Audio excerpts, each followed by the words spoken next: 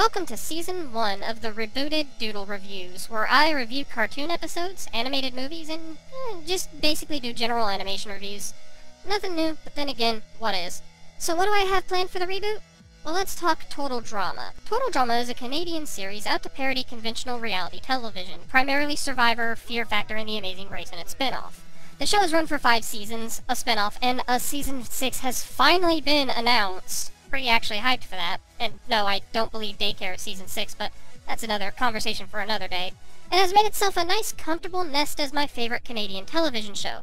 I won't say the show as a whole is perfect, it's far from it. The animation does often look janky, the characters are pretty blatant stereotypes, and there are several episodes I would downright say I greatly dislike. Which brings me to today's review. Total Drama Island is greatly seen as the best season of the show, and I strongly disagree.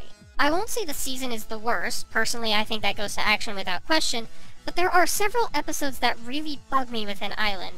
The Big Sleep, whose premise is to be the most boring episode it can be, and successfully does so. After the Dock of Shame, which is a tedious clip show that ends off in like the worst way that I can think of kicking a contestant off. And Up the Creek, which is today's review. Yep, starting with a classic. So after a recap that every Total Drama episode does, we kinda just get dropped into the challenge, which is very something. Considering every episode leading up to this has had a handful of character interaction, just dropping us into the challenge with like 0 of that is confusing. This came just after Phobia Factor, which was an episode that started with the campers having a bonding moment talking about what they're afraid of, giving us some insight to the kind of characters they are, and building upon them. While I'm not expecting every episode to give us that, the least you can do is give us a little bit of character interaction beforehand. This will lead into a bigger problem I have with this episode, but moving on. So the challenge is the following. The campers have to canoe across a lake to a place called Boney Island, wherein they'll carry their canoes across an island to a beach, create a campfire, and then paddle the canoes back across the lake. First team back wins invincibility for the episode. Sounds like a very large order to fill, huh? Well, you know, maybe this is the reason why we just got dropped into the challenge. You know, this could be done fine if they just kept focusing primarily on the challenge and take out most of the character interactions. Yes, I'm still building up. The campers go get their canoes, and Beth, a character who has up to this point just been a butt monkey to the main antagonist of the season, Heather, comes in late to the challenge and misses the warning that apparently the island is cursed. This will be important later. Now, I'm not gonna go through the list of all the canoe partners in this scene, but the 2 of note is Goth Girl Gwen and generic guy Trent's partnerships. See, for those unaware, the characters of Gwen and Trent are established love interests to one another at this point. I should also mention Heather, that character I mentioned before, has an alliance going with Beth and another character, Valley Girl Lindsay, to pick off the rest of the competition so they can get into the final 3.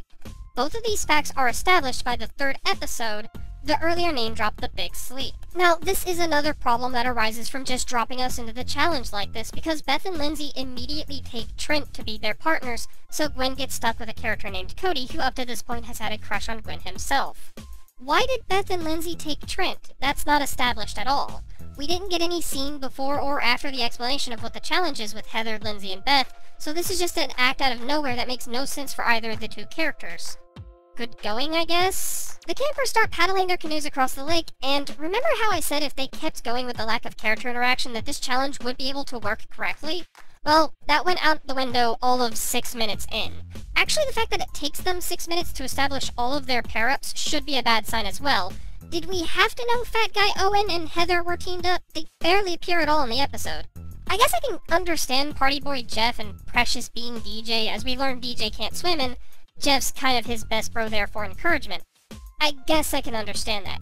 It sets them up for like the biggest failure of the episode, but I guess I can get it. Point is, this episode is poorly paced. We get dropped into the challenge, no character arcs, random acts that make no sense, followed by every pairing on a canoe being focused on for about 3 minutes. This is a problem.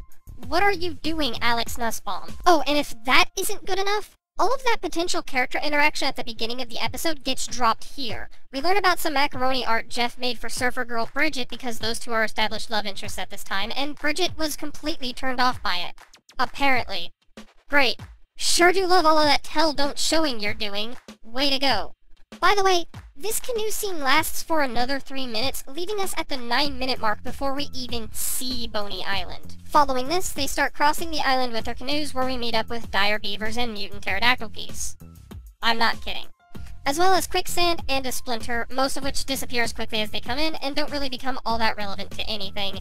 minus the splinter, which will play into something really aggravating later, and I'll probably go on a tangent about that when we get there. The campers then arrive at the beach and Beth finds a tiki idol. Now, this is the best part of the episode, because they have established that Boney Island as cursed, and if Beth took the idol, she'd curse her whole team. The thing is, she wouldn't know this given that she came to the challenge late. And no, this isn't me reading too deep into it. The writers thought they needed to spell it out for us that yes, she wasn't there for the curse warning, and that Beth was going to take the idol anyway. The reason I say this is the best aspect though is because it comes back to future episodes, showing that the writers can keep consistency within their own series, even if there was originally mediocre writing at the wheel. So that's something. But that said, it doesn't excuse what's to come. The Killer Bass, one of the teams of the season, starts falling behind in the last challenge, and out of seemingly nowhere, nerd guy Harold freaks out and burns all of their oars. Where did this come from? Fuck if I know, because the rest of the team stayed calm, going to do the rest of their wood gathering. Why was Harold ready to flip his shit at the drop of the hat? Is there some peer pressure issues that we don't know of this character? Was his life threatened? Well, not as far as we see. We just hear Courtney say, hey, we need more wood, and Harold's just like, oars! It only gets worse from here, I assure you. So for the Campfire challenge on the Screaming Gopher side, the other team of the show, Crazy Girl Izzy makes a very flammable bomb and tosses it in, winning them the final part of the challenge. Only one thing left to do, row back to the camp, which the Killer Bass cannot do anymore due to the random act of stupidity, and the only guys who can push all of the oars back on their own are useless, as one has a splinter in his leg and the other can't swim. Or at least that's what the earlier scene would want us to believe, because turns out the latter wasn't relevant in the slightest, as DJ is just able to push all the canoes on his own, faster than the actual canoes, and Dukes of Hazzard it over the dock of shame. And fine, cartoon logic exists, and they were losing the challenge. But to cop out in the way they did, so arbitrarily like that, to Deus Ex Machina out of a challenge in that way, I'm very curious as to why anyone greenlit this episode's final draft, as they set up the winning team, a team that had no focus on it in the slightest, a team that had no real relevance to the episode, to kick off one of their campers. This sets up another brand of problems because in previous episodes there was at least reasons to kick off every camper. Well, almost every camper. And even in a lot of the later episodes, there's still reasons to do so. Here, there would be no reason. Here, it's just, okay, we gotta remove someone from the show, so who's it gonna be?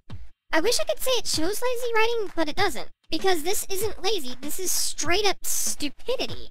And we end the episode with Izzy getting chased off the island because the Canadian police were after her. This was established earlier in the episode, so whatever, but it still feels like a really huge cop-out. It's as if they established it just to have a reason to kick her off. Overall, this is one of the weakest episodes of Total Drama Island, and possibly the best example of problems the show has. And this comes from someone who considers themselves quite an avid fan. There are times characters just do things with no reason.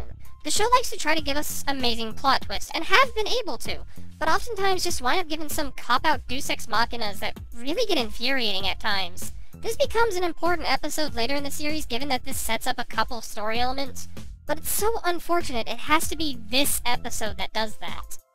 I hope you enjoyed. Now we're back on track. I'll see you guys next time whenever I get off my lazy butt and do another one of these.